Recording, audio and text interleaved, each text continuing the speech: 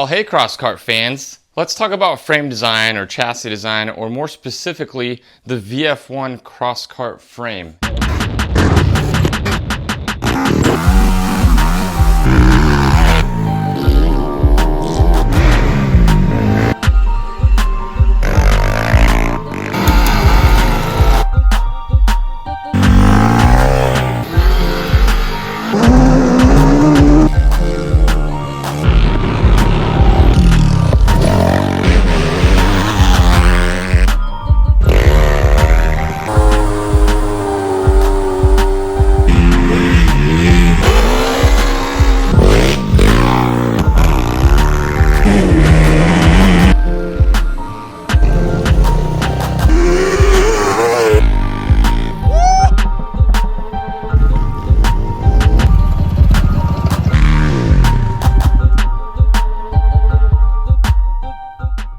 Now, the first one I built was just for me. I personally wanted to build a Crosskart, and I was working on the second one because I knew I wouldn't get it right on the first one. And that's when you guys started asking me to put out plans and show you guys how to build these because you liked my first one so much. So that's what I did. Everything from then on out was focused on how to make this easy for other people to build rather than myself. And obviously for myself too, because these things are cool and they are fun to drive. They are incredibly fun to build, and the processes I use make it easy for anybody to do, which has been proven over the last 5 years by you guys. Thank you so much for that. It's so cool seeing your builds and seeing what you guys are doing with these. So that's just what I did. I got to work and I came up with variable frame, right? This is the VF1 for variable frame. And I wanted to make it adjustable for whatever you wanted to do with it. So firstly, not everybody's the same size, right? I am 5'11", 180 pounds. So this fits me, right? So the first thing was to make it adjustable lengthwise for the taller guys. So if you are 6'3", 6'4", you can literally stretch the frame to give you more leg room, and also by stretching it, you can tilt your seat back, get you some more headroom. So the 6-inch stretch fits dudes 6'5" very comfortably.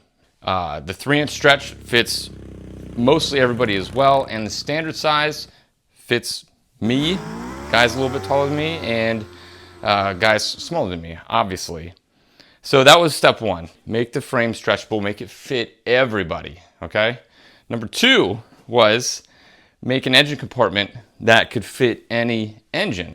I always had the plan to run ATV engines and 4-cylinder engines, and then later I decided to try out one of the generator style engines.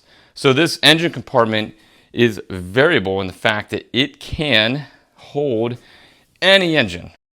So you don't need to make the engine compartment any bigger if you have a long engine. Say you want to put a Harley engine in there with the engine and then the secondary transmission. You've got 25 inches of engine or so. Well, all you do is stretch the front, move your seat up, and that gives you more engine room. You see how that works? And this chassis was designed around a very popular and very common Crosskart frame that was already in use. And I'm not the only one that was influenced by the pinnacle of Crosskart racing, the Speed Car Extreme. Now this shape is definitely Speed Car Extreme, but there are many differences that I included to make this variable. The third one, the front end. You don't want to be stuck using just one front end. That's going to be expensive. It's going to be custom built. You're going to have to buy replacements. And since it's custom, it's going to be super expensive. So I made my front end so that you could use any ATV or UTV or even car front suspension if you're crazy. This upper bar, nobody has this, okay? And then the alignment of that keeps this all square, so when you mount up your A-arms, you have a perfectly square front and rear track width. That was always my idea. Second-hand ATV parts make building these incredibly affordable and also easy. You make up 8 tabs, you line up your A-arms, and boom, your front end is done. Too easy, too fun, variable. You're not locked into just using specific parts. You can use a variety of parts, and guys have. So along with the variable frame idea, you can customize this. This is a blank canvas for whatever you think is the best possible frame that you can use. So if you don't think it's strong enough, let's talk about strength for a second. This is 0.083. Now this is one of the kit builds, and this went together incredibly easy. Everything fits so perfectly. It's going to be so easy to weld up. It's so nice. The kits are insanely cool, but it is also very fun and very rewarding to take a pile of tubes, cut them, bend them, notch them, fit it up. It's so fun. So you're not going to go wrong either way you do it. But if you do invest in a bender and a notcher, or just a notcher, you can customize this. All right, don't think that this is exactly how you have to do it. 0.083 on the kits, because since they are professionally bent, they have the CNC bender to get you those perfect bends on 0.83 without crinkling. On the Rogue Fab, you should use 0.95 or higher, because it is a home fabricator's dream bender. So you can't have CNC high-end quality in an affordable home bender. That's just how it works. I bend 0.95 just fine. Rogue Fab recommends 0.105 for their bender for no kinks, and mine have minimal deformation and zero crinkling on 0.95. I think it's like 0.5% deformation on round 2, which I don't think is a lot. I think that's just fine for anything. So the yield strength PSI of 0.83 is around 70,000 PSI, right? 70,000 PSI, pounds per square inch. That means this can take a 70,000 pound hit. Now, force is mass times acceleration, right? So if you have a 650 pound Crosskart and you're going, I don't know, 100 miles an hour, 650 times 100 is 65,000 pounds, right? Which I'm sure there's more to it than that. But in short, the human body, let's talk about the human body, not even the frame, but the human body. Human body can only take around 26 Gs before your internal organs start coming apart. So if you have an impact that is 26 Gs, so my 180 pound frame going 26 Gs, it's the easy math. Let's do 200. So 200 pounds at 26 Gs is 5,200 pounds. So imagine a car falling on you. That's the force of a 26 G impact. The frame will survive 26 Gs easily, but your body won't. So the whole safety cage stuff, if you're moving, like, you need more. The NHRA guys, they're doing 300 miles an hour in a quarter mile. Think of the forces on that, on their 2,000, 2,500 pound race cars. If they came to a sudden stop going 300 miles an hour, they'd be dead. There's no safety that can offset that number. So the frame is going to be stronger than your body. But just in case you need a warm and fuzzy, or you need more tubing, or you need extra stuff, this frame was designed for that. Say you're worried about side intrusion, a blunt object coming in, or getting T-boned by another car. Add a bar. Add 2 bars. This is all straight, easy stuff. Say you don't think the roll bar is strong enough. Say you think that if you land on your roof, this whole thing's gonna crumple like it's a piece of paper. It's not a piece of paper, it's very strong triangulated tubing. So say you want your main tube to be stronger. Well, make a second one, put it right in front of it. That's gonna double the strength of your main hoop. And it's too easy, the math is easy. This is 1.5 inch tubing, so move your cut wrapper in 1.5 inch. Cut wrapper, you probably don't even need to move this one, but change your cut wrapper, 1.5 inch. You'll have double main tubing. You will have 140,000 PSI on your main roll bar. So if you run over a cliff, God forbid you do, don't. But say you do, you're gonna have that warm and fuzzy that you need. So say that's not good enough. Say you want an NHRA chassis with the X-brace, okay?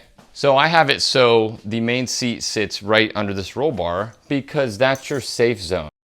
Triangulated off of this. This is your strongest point. If this crumples, but it can't crumple because it's a triangle as well. Like for this to move in, it has to bend the whole frame for this to collapse.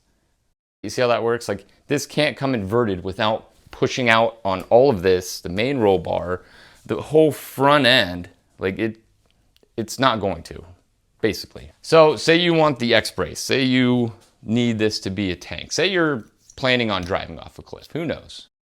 You want a stunt car. The harness bar that goes over your engine is laid back 4 inches. All right? 4 inches. So if you want the X-brace, just stretch your frame 4 inches, put your X-brace in, and your seat will be the same driver position. Does that make sense? And to put an X here wouldn't be too hard at all. It wouldn't be too hard at all. This does have the main roll bar reinforced on the bottom side. It's just hidden by the body panels. So between the harness bar and the cross braces on the lower side, this is actually very much triangulated and very strong from it. So that's it. I think I've beaten the horse to death. Now, I will talk about FIA stuff. I did design this around the FIA technical specifications, as I've quoted in many of my videos. It was important to me to follow that guideline, especially for you guys, because you guys are going to be building them. I knew that I was going to race a little, play in my yard, take them to events, jump. Like I wanted something strong, but I wasn't going to fly to Europe and race cross karts. So I used the technical specifications for chassis building as a guideline to make a good chassis, right? And later I showed how to make it FIA compliant by using the AD004 crossbar, which triangulates all this even more. You put a crossbar in here, it's not going to want to crumple on the sides. Too easy, it's one bar. But the FIA changed the rules in 2023 that I didn't know about. So in 2023, they basically outlawed this design. Now, I don't know why they would, because this was the pinnacle for 20 years. 20 years, this was the frame that was winning all the races, had the highest safety record, and actually there's never been a fatality in cross kart racing in the history of cross kart racing. So a frame that was good for 20 years with 0 fatalities, that would be a 100% safety record. They decided to change it in 2023, and now you have to have the cross brace.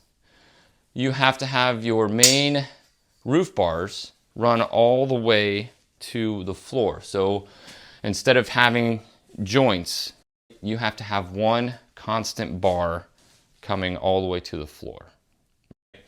I don't understand how one single bar can be stronger than all of this triangulated stuff here, but the FIA is the FIA. And what do you think drove that?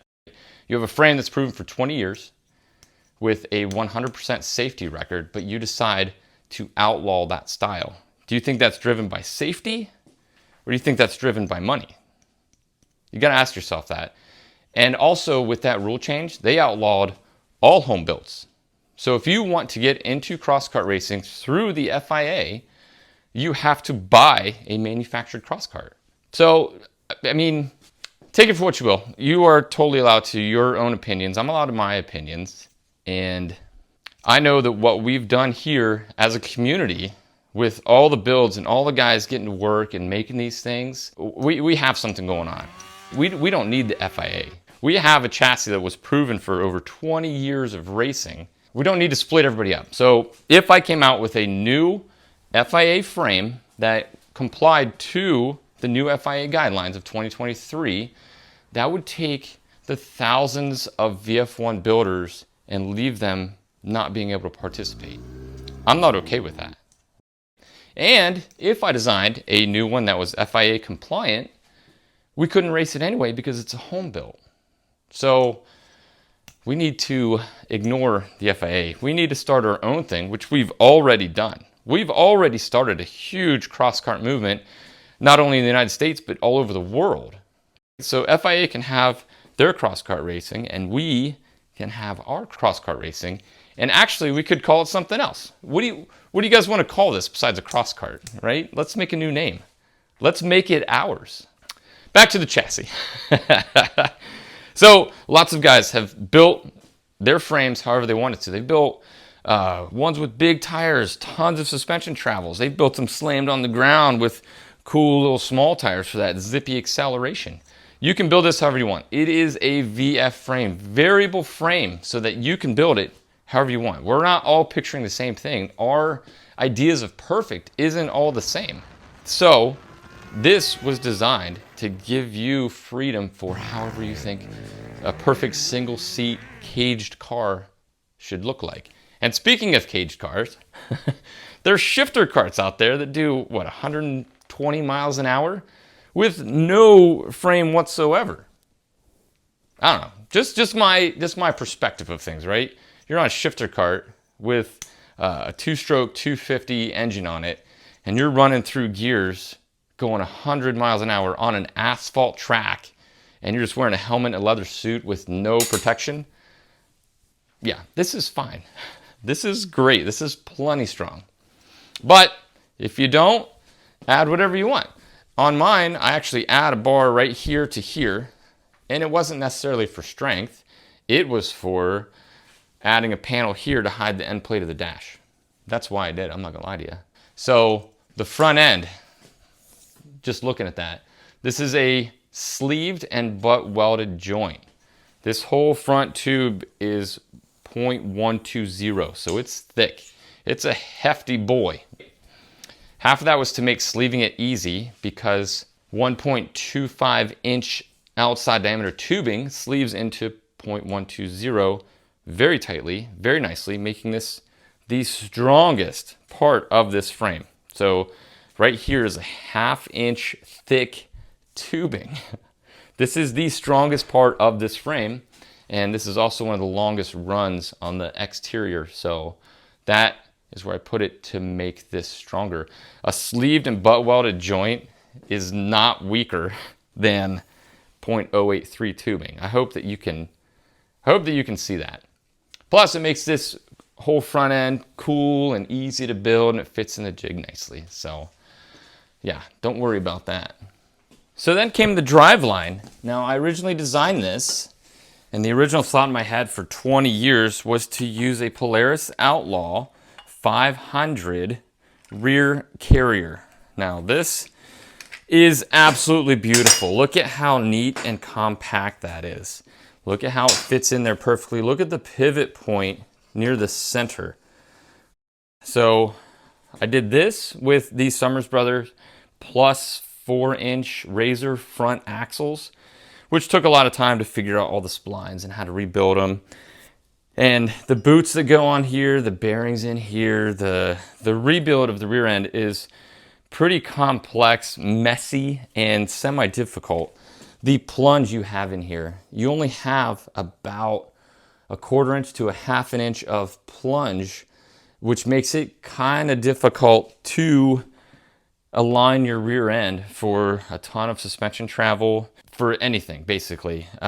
You want a lot of plunge. That gives you freedom in not getting everything perfectly lined up.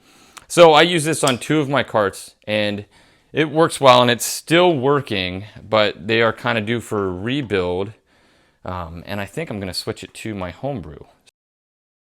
Speaking of the Homebrew, the Outlaw rear ends were getting hard to find, especially used, and the used bikes were all ragged out, and there was a solution needed. You guys were asking me for alternate rear end, so I designed the Homebrew rear end. Now, this is a independent rear suspension setup that you don't need a lathe to make. It uses affordable Miata axles, which you can get a pair of them for 80 to 100 bucks. They have 1.5 to 2 inches of plunge, which is a ton for alignment. You'll be able to get 15 inches of travel out of your rear end if you line everything up right. And variable. So originally I did 3/16 inch plates, which is good for ATVs and Harbor Freight generator engines. But say you're putting some with a little more spice in it. Well, I thought about that. The Homebrew rear end is made so that you choose the plate thickness. If you're running a 1000cc engine or a Hayabusa engine, get thicker plates. And Cars and Cameras just prove that you can run this in a Honda mini car swapped 1000cc engine. This is what they used, and that rear end is bulletproof in that car. So just to show you the difference, look at how much stronger this guy's gonna be than this. But, so you need the warm and fuzzy. You can have optional inner plates done for your chain tensioner, which is gonna beefing this thing up even more. You can box the rear end, as I've shown you in previous videos. All of this was so that anybody can use this stuff. That's the whole point of VF, and it's exactly what you guys asked me to do. All of this has been what you guys asked me to do. You asked me to design a frame and show you how to build it. I did it. You asked me for an alternate rear end for the Polaris Outlaw rear because they were hard to find, so I did it. You asked me for a two-seater. So I designed it and built a two-seater. Now that one is not running yet because you guys are asking me for stuff all the time, and I am doing this for you. So on the two-seater, once I started seeing you guys finish them and drive them, and that it was far enough to where you guys could just build it and drive it and have fun, I moved on to the next request for the taller and bigger guys. That came the VF1 XL. 6 inches more driver room all around off the bat. You don't even need to customize the plans. It is still stretchable. The two-seater is stretchable. Everything is variable, however you want to build it. This is all at request from you, and I am incredibly happy, and I'm humbled that you guys would ask me to build stuff for you based on what you saw me build on my own. So thank you. That is huge. The encouragement, the motivation. You guys are awesome, and thank you for building your carts. I love it. I love it. I love all your carts, and you guys are having so much fun. The guys that dig in and start building, every step of the way, when you share your excitement with the community, like I remember being there, and all the guys in the group that were there, like when you first pull your frame off the jig and you're like, oh, it's off the jig. I remember that moment of like cracking it loose and just putting it up on these 2 stands and just looking at it like, dude, this is a Crosskart frame in my garage, and just thinking of the potential of where it's gonna go, where I'm gonna take it, how I'm gonna drive it. Yeah. So fun, so fun. And you guys get it. You guys that are building it, you get it. Thank you. Thank you for that. Now, in the plans and in the kits, there are rear A-arms.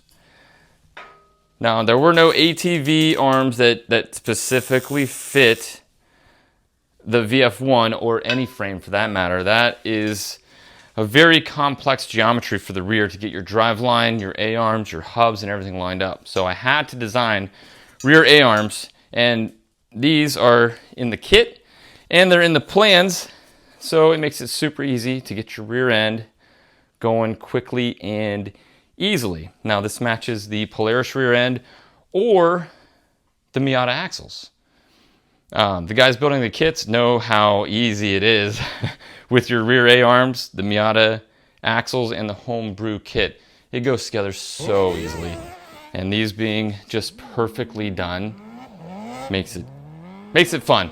Makes it fun. Enjoy the build, right? I always say enjoy the build. All of this has been variable, and so that we can enjoy building these things. So let's talk front suspension. Now, the plans do not include front A-arms. This frame was designed to reuse second-hand front A-arms. That was the whole idea of it. Front A-arms are extremely complicated or expensive. You can buy custom setups, custom-made front A-arms, but you're going to pay for it. Buying four-wheeler or UTV spindles and having the arms already set up makes the front end a breeze. And I've done several videos on how to get your front end lined up, and the frame makes it incredibly easy. You have an upper bar and a lower bar for your upper A-arm and lower A-arm. And what you do is you use the radius of these with the lengths of your tabs to get your front alignment all done up.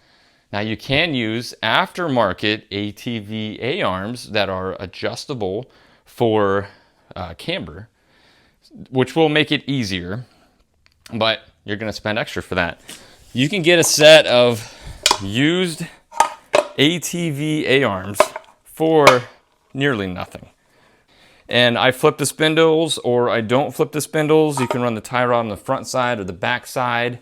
It's going to make your steering more complicated if it's not all the way at the front. It's going to get in the way of your clutch pedal. But that's all for you to have fun with, or to look at other people's builds. Look at the community to see how people are setting up their frames.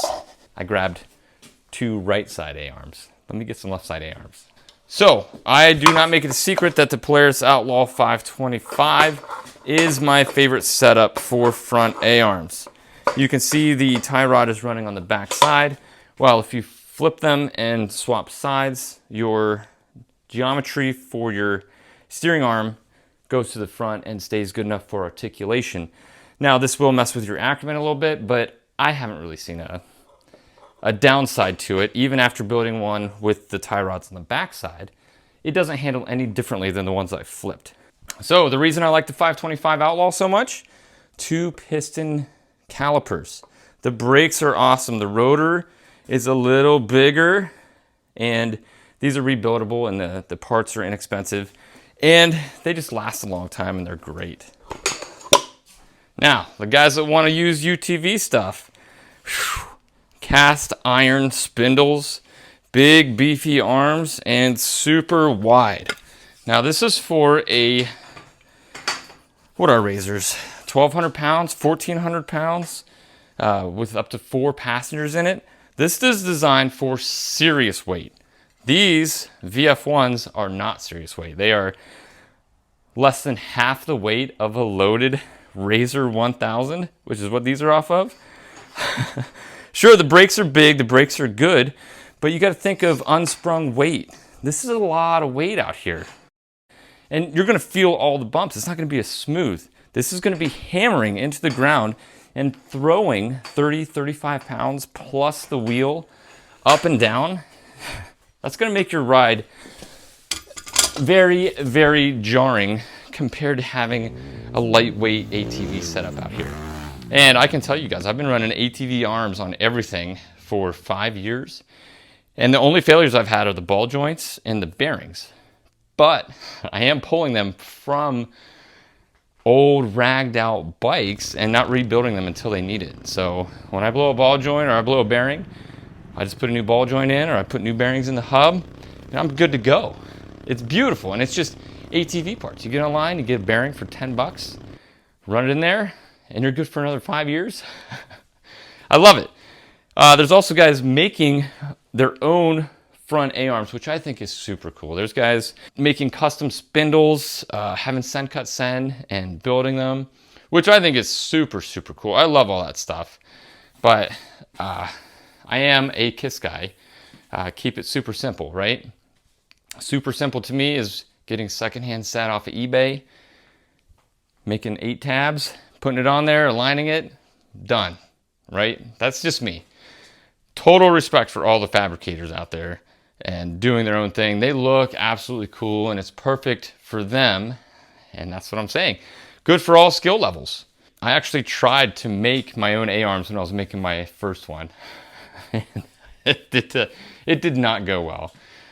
It looked crazy. I couldn't get the spindles figured out, because I did use the ATV arms, but they were narrow. The front end was a lot narrower than the rear, which is what the renditions were for on this. Like, I built one, tested it, built a second one, tested it, and then designed this for you guys, for all of us, to be able to build and use anything. Variable frame, right? So that's the front end. I'll give you a list of quads that's been used. It's been a lot. TRX 700XX, YZF 660R, YZF 700R, Polaris 525 Outlaw, Polaris 500 Outlaw, Polaris Predator, Razor 800, Razor 1000, Honda 450, Yamaha 450s. Since we have the rear end, since we have the homebrew now and the Miata axles, The proper build order is to build your frame, build your rear carrier, build your rear A-arms, get your rear track width set up. And that's been around 54 inches hub to hub, right? So you know the rear is 54 inches hub to hub. That will help you align your front end however you want using the lengths of your tabs and your ATV arms. The 660 A-arms for the Raptor they're kind of short. So you can get +2 A-arms off of eBay for like $100, I think. And that will kind of straighten it out to get closer to your 54 inches. But once you have that, you can adjust your front end to get whatever track width you want. That's the beauty of it. That was the whole idea behind everything I'm doing, is to make it easier for you guys to build. And I've had a blast building them too. So it's for all of us, baby. All right, so let's talk shocks. All right, shocks is a big one because it's your suspension. It's how it's gonna ride. It's how it's gonna feel. It's how it's gonna handle. So it's kind of a big deal, but it also doesn't have to be, okay? So I chose the Outlaw 500, like I said before, for the rear end. It comes with 4 shocks and front A-arms. Makes for a super easy setup. And the shock bodies of the Fox Podium shocks are threaded. So you can put a ton of preload into these springs. So I think they come with 120 or 160 pounds per inch. That's the rate of the spring. Now my idea was, instead of running it halfway out the A-arm, to run it all the way out, which makes your spring stiffer. It gives you less travel, but you can tune in how you want it to feel. And it turns out these are great all around, whether you run them halfway out or all the way out. Now on my racing cross cart, when I'm on the street, they are definitely really far out because you don't need a lot of suspension and you want it kind of stiff for that good cornering. These turned out to be great shocks, and you can pick them up super cheap. Now the ones that use them are the Polaris Outlaw 525, the Polaris Outlaw 500, but also the Predator 500. These were the front shocks on those. So you can use them all around. There is a helper spring, but I usually remove it since I run so much preload. It was just crushed anyway. There are options for running spacers so you can get even more preload on it, and you have about 4 inches of travel. The more you pull it in, the more travel you have. The more you put it out, the less travel you have. These turned out to be great shocks, but everybody wants options. Everybody thinks that this is a heavy tank of a machine, and it definitely can be. But I will tell you this, they are not as heavy as Razor 1000s. These are the shocks from a Razor 1000. These are the shocks from a four-wheeler. Side-by-side, four-wheeler. Look at the thickness of the springs. These are way too stiff. I mean, you could run it inboard all the way and get this spring to work, but then you're gonna exceed your axle plunge and your maximum axle angle. If you have 30 inches of travel out here because your springs are so far inboard to get them to work, you're gonna run into other problems. You could run limiting straps, and you can see the shock only has the same amount of travel. It's got maybe an inch more, right? Look at that. It's about 4.5 inches to the bump stop. So it's not like you're getting any more travel out of these. You're just getting a lot stiffer spring. And in my experience, a lighter spring with a threaded body is a lot easier to tune and set up than a heavier spring. Even if we loosen this all the way up, this spring is way too stiff. Now let's talk about eBay options. You guys are all on eBay just like I am, and Amazon, looking for cheap new shocks, because these can be hard to find secondhand. These are some ones that I bought off of eBay.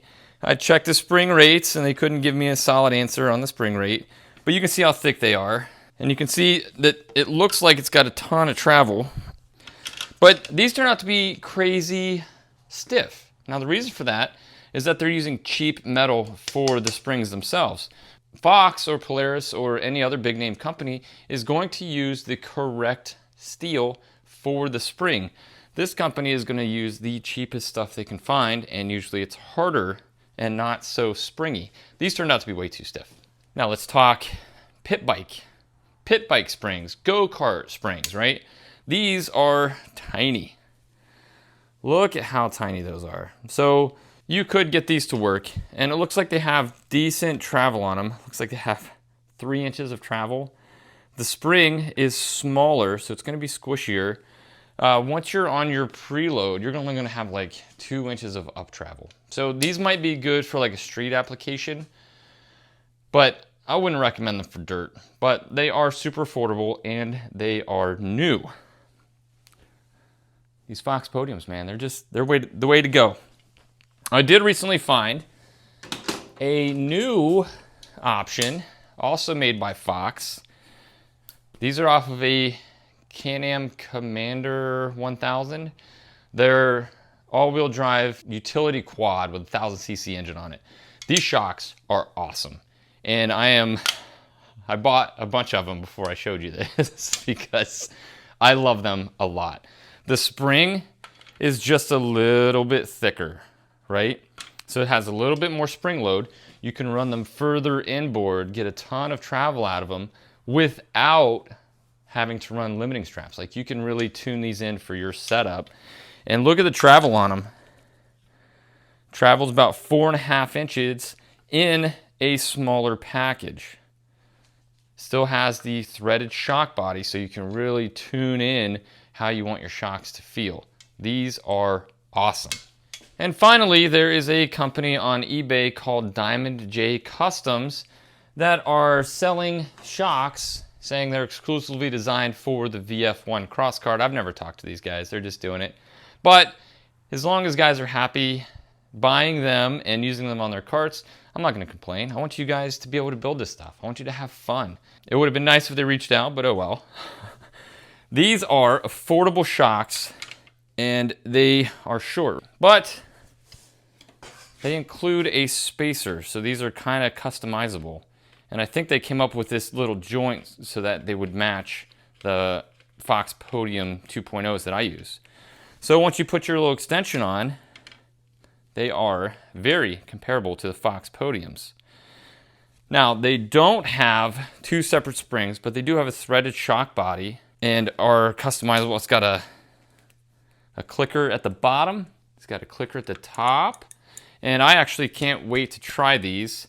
I hope they're using my name for a good reason. But yeah, here is your new affordable option for the VF1.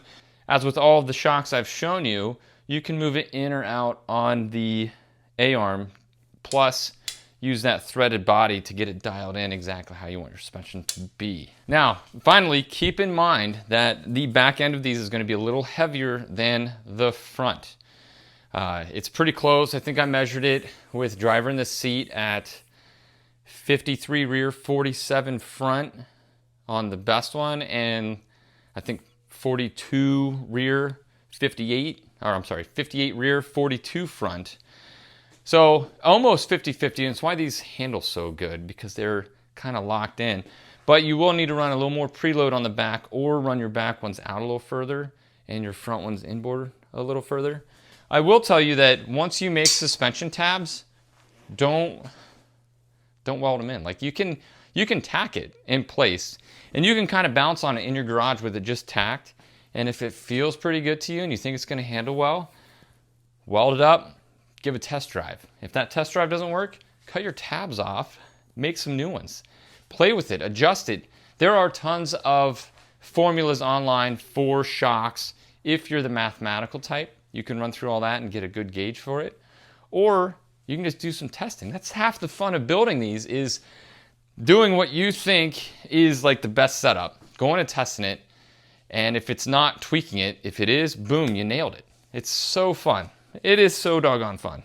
There are some crazy guys, and I've actually been wanting to do this, running their shocks inboard, right? He's got a shock set up here. It's so cool. And he runs just a bar with a bell crank on it. And that is a cool setup. And you can use the bell crank to set up your suspension. One side being shorter than the other changes the spring rate of here, also affects travel, all that stuff. So yeah, feel free, get in the group, talk to the guys about their suspension setups. we all post our carts up there, and once you build one, you want to talk about your cart. You want people to ask, like, hey, what shocks did you use? How far out on your arm did you put them? How does it handle? How does it feel? How does it jump? How does it drift? And they are more than willing to help. That's why this community is so great, because we all want each other to succeed. We all want each other to build cool carts. It's so great. You guys are so awesome. I love this community so much. All right, let's talk foot controls. Now, on any cart that I built that had a clutch, I bought a Tilton 3-pedal setup with varying sizes of master cylinders.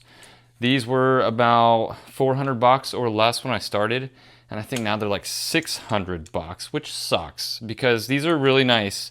The important thing is setting up your pedal limitations, right? Your clutch. If you're using a hydraulic clutch and you don't have a stopper on the back, you're gonna overstroke your clutch and destroy your engine. Too easy. Especially on the ATV ones because they have such a short stroke on them. It's like a button, right? So you need a clutch that has a stopper and also your throttle cable. You overstroke your throttle cable and snap your cable, you're done. And that cable could get stuck fully open, which is bad. It's a bad day. So this has a forward and back stop on it, which is huge. That's the kind of things you want in a racing pedal setup. You want good master cylinders. You want good brakes in general. If you want to build something that goes 100 miles an hour, you got to be able to make it stop, right? So it's worth the investment in good foot controls. There are some guys that are designing their own using plate metal and laser cutting. I think that's going to be the next thing. That's what I've been kind of working on, is a 2 or 3 pedal setup. Now, if you have a 3 pedal setup, you are kind of forced to run the steering shaft up front because that 3rd pedal. You got to clear the center pedal. If you are running just brake and throttle, you can run your shaft up through the middle, i.e. have it up here with your tie rods on the back side. Again, that has made very, very little difference in running my carts, and I've had experience running both. For the 2-seater guys, Tilton also makes what's called an underfloor master cylinder kit, where your master cylinders are in front. So you can put your pedals all the way up against the firewall, and that gives you 4-5 more inches of space, plus your hoses coming off the back. Like, if that's all in the front, like, that's your firewall versus that's your firewall. So for the VF2 guys, look for the Tilton underfloor seat. It's what I'm running in mine, and it is fantastic. And also the VF2 is stretchable. You can put a couple inch stretch on it if you're a little taller. But all this stuff is just measuring it before you buy it. There's a lot of guys buying all this stuff before they even buy the plans. But you kind of have to start with your frame and then you outfit it. So take that for what you will. And just to show the guys running Predators or Tillotsons or Duramax engines, go-kart pedals. Too easy, right? Gas and brake, they work just fine for gas and brake. They work well, and they are super inexpensive. All right, so next on the list would be tires. What kind of tires should you run? You guys will notice that I don't run the big, thick, heavy lugged tires. Now, there's a reason for that. These are home-built machines using second-hand parts. I wanted the weakest part of the driveline to be the tires. I didn't want the tires digging in and jamming up my transmission on my 4-cylinder because it's digging in so hard and we don't have that buffer in the hub. There's a lot of mechanics on shifting on street bikes that we don't have on our cross carts. So I wanted the slip to be in the tire. So I originally used TT tires. And you get tons of grip with these, and you get tons of sliding, so you get to do fun donuts, plenty of burnouts, plenty of fun, and they're super affordable. Sun F makes them, Kenda makes them. They make them in different widths, different size wheels, different heights. Now, as far as wheel size goes, I think 23-inch tires look the best on these, but that's my opinion. I've run 25-inch tires on them. It depends on your ride height, depends on your stretch, depends on where you're taking it. If you put 18-inch street tires on your off-road cart, it's gonna look weird if you're running off-road. I also have 2 different sets. Well, I have a bunch of different sets that I run because VF1. I wanted it to be variable in other ways just in building it. I wanted it to be variable to where it's the only machine I would ever need to go anywhere I wanted. If I wanted to go play in the dunes, put some paddles on it, change the suspension, get a little lift on it. If I want to take it to some trails, put some trail tires on it, hit some trails, have some fun. If I wanted to take it on an asphalt track, slicks. I will tell you, the slicks are so fun. They are so sticky. Look at how much I shredded on these tires doing 100 miles an hour on that track. It was so fun. They're super lightweight, but they're expensive. But if you want to go fast, if you want to be safe, you get expensive stuff to make it safer, to make it more fun, to make it faster. These were going to be way faster than these on a track, and they were also going to be a lot safer. So in short, the racing tires are definitely worth it. And I don't know how long they're going to last. These are actually the wear holes, and I have plenty of wear left. I've got probably 3 or 4 more track days on them. This all looks bad, but it's not a lot, to be honest. And then for cross-kart racing and actually the ultimate traction, there are the actual cross-kart tires. You've seen these, and they look like they're not going to grip that much, but it's all about the rubber compound, okay? These are super soft. These dig in more than any lugged tire that I have because they're soft, because of the compound, right? It's not all about the shape. It's about the compound of the rubber and how much it grips. And these are grippy. I did run them on the asphalt track when the track was wet. They're grippy on asphalt, they're grippy on dirt, they're grippy everywhere. They'll dig a trench in my yard. I don't even run these in my yard because they are so aggressive. And of course you can run the big tires. I've put 31-inch agricultural tires on this, just for the look, for the feel, to see if it would work. And it works well, it's a ton of fun. I did the 32-inch UTV tires in safari mode, and they're fun, they work well. I will tell you that your tire size is huge for gearing on these, especially the sport bike engines.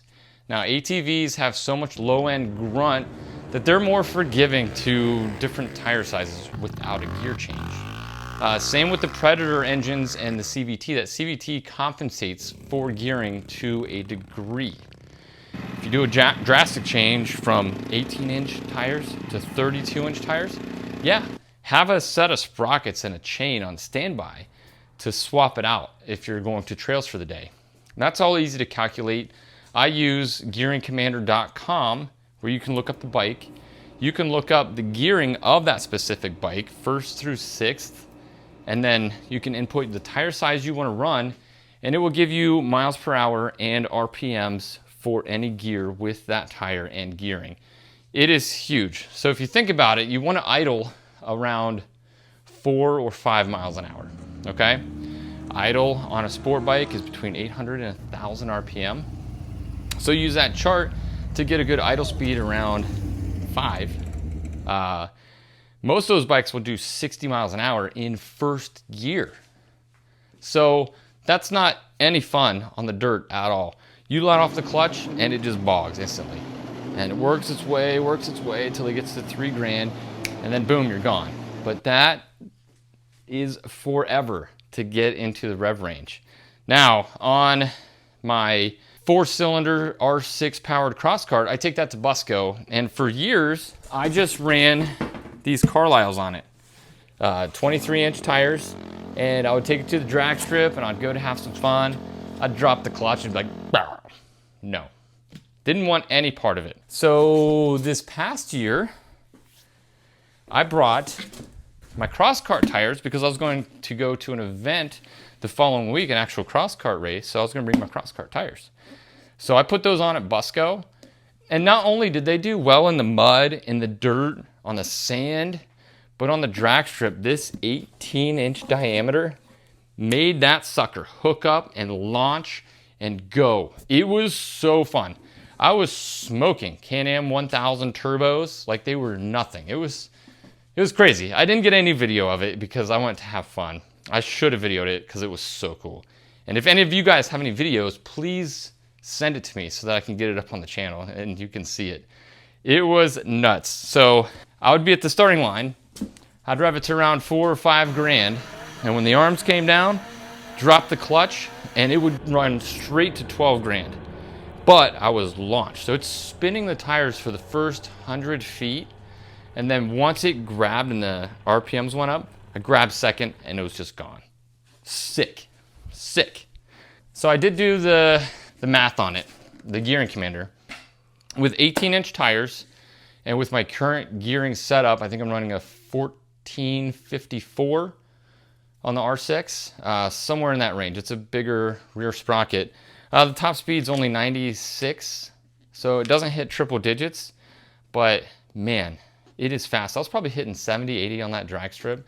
It was just a bullet. It was gone. And it was so fun. So, wheels and tires, recommendation. All depends on where you're going to drive it. The good all-around tire are the TT tires. These have been the best all-around tires since I've started doing this. You can take them anywhere. You can take them to dirt. Since you have a live axle, your two-wheel drive on a very lightweight frame where the engine's right where you want it for traction. If you're going to do exclusive trail riding, the Carlisles. These are great tires. They get a ton of grip. They clean out well. They do mud. They do hill climbs very well. And then the racing stuff, obviously the racing tires. As far as size, 23 is kind of my go-to. On the XL, I'm running 25 just because the frame's bigger. I want it to look better. And I've run as low as 21-inch tires in the Carlisles. And they've worked out really well too. You can run the stock MX tires that came on your rims. Like, you guys can run whatever you want. I'm just showing you guys what I run and giving you my perspective on it and leaving it up to you to decide. Sprockets can be expensive, and I know it's nerve-wracking, but do the research, ask the questions. Gearing Commander is the way to go for that. You guys want to build these and you don't know how fast you want to go. You just know that you want to go fast, but you don't know how fast is fast, right? I mean, if I told you that you could build one and do 80, you'd be like, well, 80 sucks. I do 80 in my car all the time. But you don't do 80 in the dirt in your car. You probably wouldn't even take your car up to 30 in the dirt. It's a whole different perspective. So you could gear your car, you could put a 60-tooth rear sprocket on it, 13-tooth front, run some 23-inch tires, right? And your thing is going to be a whip in the dirt, but you're going to top out at like 90 anywhere else. So think about where you would do 90. Think about where you would have the legs or freedom to actually go that fast. Now, I know triple digits is a thing. Oh, I hit 100. Well, hitting 100 is cool, but that's a very low portion of your driving. Like, being able to go off a jump at 40 is way more fun than going 100 miles an hour. I don't know. I'm not trying to talk you out of going fast. This is such a hard topic because I know exactly what is fun, but I also know where I was before I built one, wondering if a 40 horsepower engine was going to be even enough to push this thing along. It is. It is. I got up to 90 miles an hour with a Polaris 500cc engine with 40 horsepower or less. Went through all 5 gears, bouncing off the rev limiter, doing 90. Like, it made it all the way and did it. That cart has seen that once. That's it. The only time I ever did it, I snuck out on a street and I just took it to top speed, see what it was, see if it would get there, see if it had enough power. And it did. And then I went back to taking it in the dirt, doing jumps, donuts, drifting, the fun stuff, okay? So keep that in mind when you're building that, what you're building it for. If you're building it purely to drag race, then set it up for drag racing. If you're building it to be a trail machine, don't worry so much about top speed. Worry about having the low end torque to get through the trail. Do with it what you want. It's just information. I'm not making you do anything. It's all up to you. I just want to help you in any way I can to get where you want to be. And now let's talk about the most variable part of the VF1 or VF series karts, the price. The price is the most variable thing. So everyone wants to know how much it costs. Well, let me break it down for you easily. If you buy a used set of MX tires for $100, your wheels and tires cost you $100. If you buy all new rims and racing tires, you're gonna have $1,500 at least in wheels and tires. You see the difference? That's a swing of $1,400 in just wheels and tires. Let's talk about engines. If you put a Duramax 500cc engine in here, it's going to be $350. If you buy a brand new XSR 900 or an MT09 for $8,000 to $10,000, that is a $7,500 swing between those two. So as far as cost goes, I'm doing my best to keep the costs down. I made it so that you could get a frame kit for less than it costs to buy a bender and notcher plus the tubing. All right, so that's what I'm doing. I don't make much on these frames, and it's just to help you guys out because my perspective is the guy that wants to build one of these, right? I'll never lose that. I'll never lose that perspective. I'll never just send all my stuff out to be automated so that I can just have a cart for 50 grand. Like, I'll never afford that. So all of this is to make this approachable by you. Now it is set up so that you can build it in stages. So you can get your frame kit and you can spend a lot of time just welding your frame together and making it all perfect. If I had a garage full of parts ready to build something, I would be ready for that next step. I would be ready to make it a roller, and I may not take as much time as I should lining up everything, welding it, trimming my fish mouths to make everything fit perfectly. Once you have your frame, you can start working on your suspension stuff. You can get your rear end built and you can get that lined up because your center carrier is going to be in the same position no matter what. You don't need to even have your engine yet. So you can slowly work on this stuff and slowly put money into it as you go.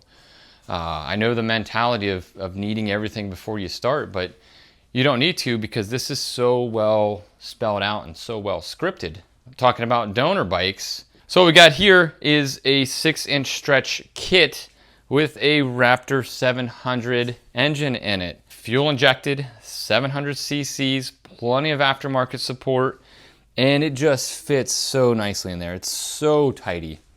The 6-inch stretch, just to see how a 6-inch stretch would handle. A lot of you guys have done 6, 8, I think even somebody did a 10-inch stretch, but I wanted to see the differences between the standard cart, which would be like the R6 cart, and one that has a 6-inch longer wheelbase. See if it's still easy to drift, still easy to jump, still has clearance when you're going over bumps and uphills and whatever. So this frame is the same cost as a 3-inch stretch or a standard stretch. Now the bender itself is around $1,700 for the package. You might be able to get it for less. There are different packages for the level of completion you want. Obviously, if you want the 6 blocks to make the rear uprights easier, it's going to cost a little more. Rogue Fab is the same as me. They want to help dudes build stuff, so they keep their profits super low just to help everybody out. And that's what makes for a good company. They make something good enough to where a lot of people want to buy it. You don't need to make a whole lot of money. Those guys are awesome, and that bender makes building these fun. Now, I know I did the kits, but that's just because you guys were asking for kits. It is insanely enjoyable to bend with that Rogue Fab bender. You can bend everything so accurately. You can notch everything so accurately that your frame will go together great. So my advice is if you just plan to build one, grab a kit and you'll save some money. If you plan to build more than one, get the Rogue Fab bender and bend up some tube. You'll love doing it, and you'll want to build another one. So up to you, however you want to do it. So donor bikes. Let's talk donor bikes. There are some guys that can just smooth talk and swindle their way on Facebook Marketplace and get a Raptor 700 for $1,000. I'm not that guy. I have to be lucky to even get a few $100 off. I'm just not a swindler, I guess. So I look at point value of everything. So Raptor 700 is becoming the new go-to for these. It was the Outlaw 525. They're getting old enough to where the prices are coming way down. You can get your hands on one. They're super stout, potent, lightweight engines and are awesome. But there's no parts. There's no replacement parts. If you need to rebuild your engine, it's going to be a huge hassle because KTM's just not making them anymore. They're not making parts for them. There's no support for them. Yamaha is still making Raptor 700Rs, so there's plenty of parts support. There's plenty of aftermarket support. So you can't go wrong. And as with anything, the more money you put into it, the nicer it's going to be. Unfortunately, right? You get a ragged out 660R, on its last leg. Like, yeah, you'll have a cheap engine, but you're going to have to put a ton of money into rebuilding it versus just getting a nicer used bike. The recommendation I make to people is, and as hard as it is, get a running, functioning bike, whether it be an ATV or a motorcycle. If you're able to ride it, you know the exact health of that engine. If it's an ATV, you know the health of the A-arms and the spindles. You know if anything's loose in there, and you're getting exactly what you pay for if they have it priced right. And be incredibly patient. If there's a certain bike you have your eye on and a certain price point you want, wait for it. Check it 2-3 times a day, and when it pops up, message them. Get it as soon as you can before somebody else snatches it up. This whole thing was based back in 2004 when I wanted to build one of these, and Polaris was just coming out with their Outlaw stuff with their independent rear, and I wanted that. I wanted to use one of those rear ends on one of these for 13 years. So I waited out until the prices came down enough to where I could afford to buy a used rear end. And then it all just went from there. So now it's about modern stuff, modern new stuff. Dirt bike engines. You can use dirt bike engines. Those engines are made to be fast. They're made to be bulletproof because it is that company's race engine, right? Four-wheeler, 450s. Those would be potent little power plants. And I will tell you, torque matters over horsepower, okay? So these street bike engines boasting 140 horsepower, well, a lot of them are only 50 or 60 foot-pounds of torque. The reason they have such a high horsepower is because they rev to the moon. So you get an ATV engine that revs to 9 grand and has 60 horsepower and 60 foot-pounds of torque. Well, that's because it's redlining at 9,000. Horsepower is a component of RPM. So you get an engine that revs 5,000 more RPM, that's going to nearly double your horsepower rating, but do nothing for your torque, since most engines, the torque maxes out at 5,020 RPM. Yeah, check me on that. But around 5,000 RPM is where the torque kind of peaks out, and then horsepower takes over. So the grunty engines that have a close gearbox, that is the most fun engine in these. And recently I drove a parallel twin, a Kawasaki 650 parallel twin. And that is kind of the go-between for ATV and motorcycles, in my opinion, all right? The gearing is nice and tight because it's only like 80 horsepower on a 650. So the gearing's short. Like, you're only getting to 30 in first gear, and it revs to like 10 or 12. It's fun. It's fun off-road. It's fun on-road. I haven't had it on track, but I don't know. I mean, obviously it's not going to be as good as an ATV engine off-road, and it's not going to be as good as a motorcycle engine on-road, but it's going to do both of them incredibly well. You take an ATV engine on a race car track, you're going to be topped out in 5th gear, because a lot of them don't have 6th gear. You're going to be topped out in 5th gear doing 90 all the way around the track, and you're probably going to blow your motor. So ATV engines aren't really good for street legal or on-road use. Now you can gear it that way, but then you lose the dirt capability. So it's a tough one. It is a tough one. I'm mostly dirt, mostly trail, mostly off-road, mostly drifting, mostly low-end fun, drifty fun, because that's where the fun is. Don't get me wrong. The motorcycle stuff can be fun off-road, but you're sacrificing a lot. Motorcycle engines are awesome for on-road and track stuff because they rev. And actually, drifting in my yard with the 4-cylinder street bike engine is incredibly fun because of that rev range, right? If I'm ripping a big donut around my barn and I've got 14,000 RPM to play with for that instead of trying to grab another gear, that makes the drifts huge. It makes them gnarly. It makes the wheel spin insane, and it makes it fun. But as far as trail riding, yeah, you have to run smaller tires or a massive sprocket, sacrificing your top end. This is all for you to decide. This is all for you to figure out, do research, gearandcommander.com. Ask the guys that are building these what they think of their specific engine.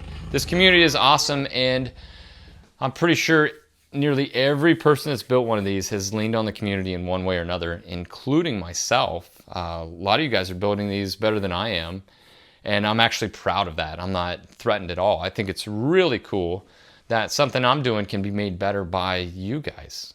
So keep it up. Let's keep them rolling out. Let's keep enjoying the build, right? That's what it's all about. Enjoy the build during the process, and then when you get it built and you're in behind the wheel and you're shifting and revving, enjoy your build. Love it.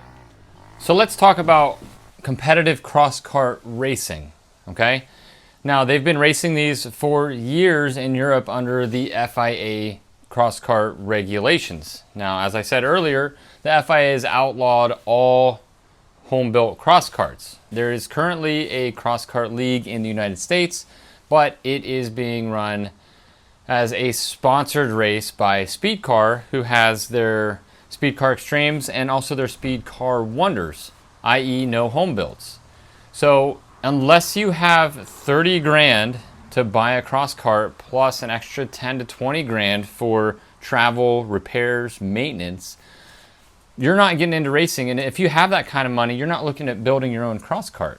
So we have to look to how we're going to competitively race these. We can't start at professional racing series. We just can't.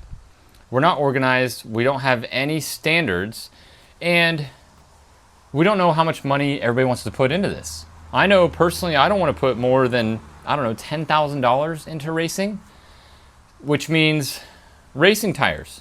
If we make the Hoosier Crosskart tires the standard racing tire, it is going to box out a lot of people that just want to come and have some fun.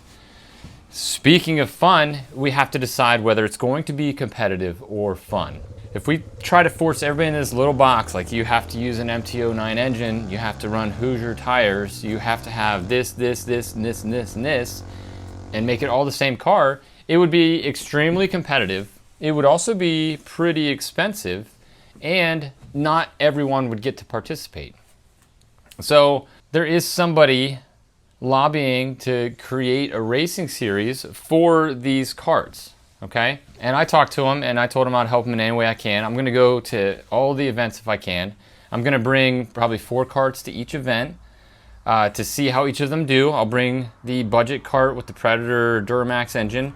I'll bring my KTM with the 525 ATV engine.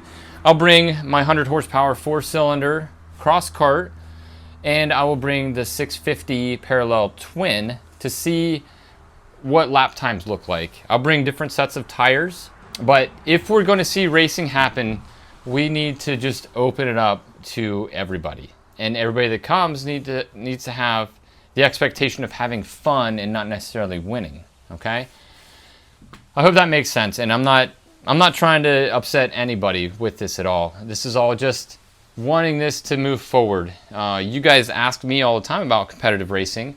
Well, here's the answer. Competitive racing is going to be difficult from the start, okay? First, we need to organize. We need to bring our karts. We need to talk to each other. We need to find out who's interested, whether you're spectating or racing, your ideas of how to make this happen, okay? Now, safety is obviously a big deal. The faster we make these carts, the safer they're going to have to be.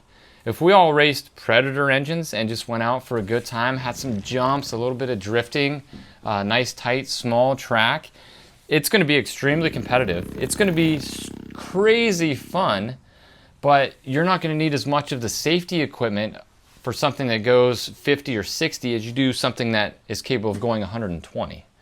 You see the difference there? So we need to figure out where we want this to go. We need to figure out how we're going to get there and venues that are going to hold us, okay? Now, we can slip in with the side-by-side guys, but we're going to have to be in our own class. So if there are a race, and Enzo is doing a great job at finding these places and lobbying to get us in there in our own class, but we have to do our part and show up. So if you have a cart, these first few races are going to be kind of open and not strict on all the requirements. We just need to get together and talk about it and figure it out. Now, there is a race coming up, and it is June 22nd and June 23rd of this year, so right around the corner. Start getting your car ready. Bring it out. It's in Pennsylvania at the Rolling W Ranch. I'll leave links in the description to how to register and for more information on it. And obviously, we'll be talking about it in the Facebook group. I'd really love to see a bunch of guys show up, whether you have a cart or not. He needs a minimum of 5 or 6 registrants to actually have a class. So we need to get 5 or 6 guys to the Rolling W Ranch to have some fun. Now, this is a big, long, open track, not a lot of jumps. It can get a little muddy. So let's just show up, show our carts, see what they can do, have some comparisons between the engine types and suspension types and tire types, talk a little bit about safety, talk about the next event, and feed that to the rest of the community so that more people can get on board. Now, the rules of what we're doing should be written by us, if that makes sense. If we have a governing body, we're going to be under their rule, and their rule currently is no home builds. So, private Crosskart League aside, SCCA, there are already guys participating in SCCA racing in a VF1, okay?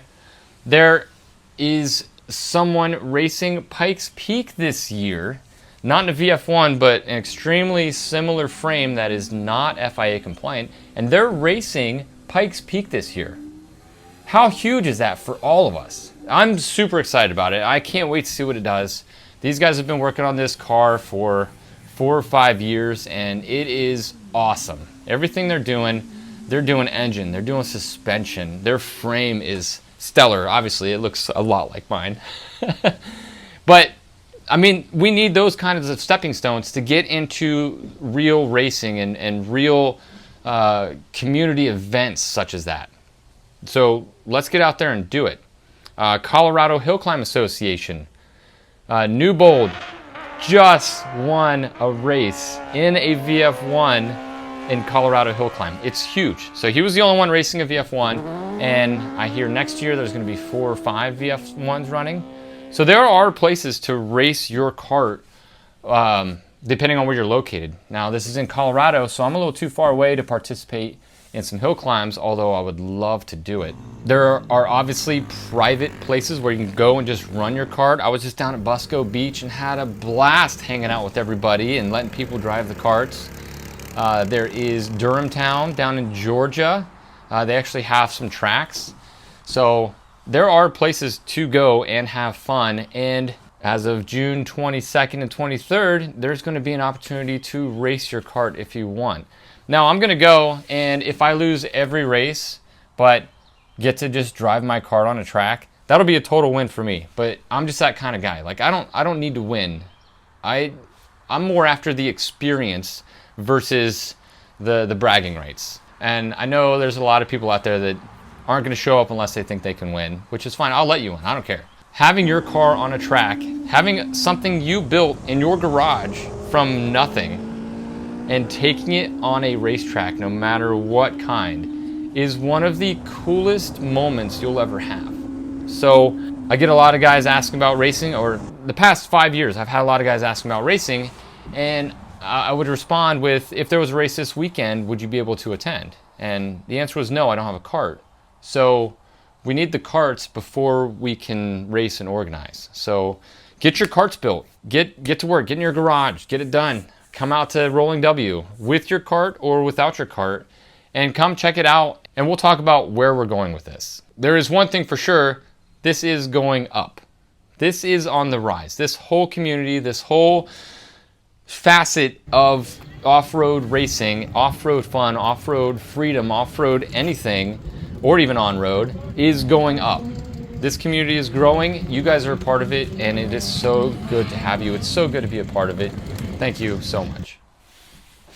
Well, that's it for this one. I hope I answered a lot of your questions. I hope I prepped you to start your build. All the information is in the description of every video. Plus there's kjracing.com.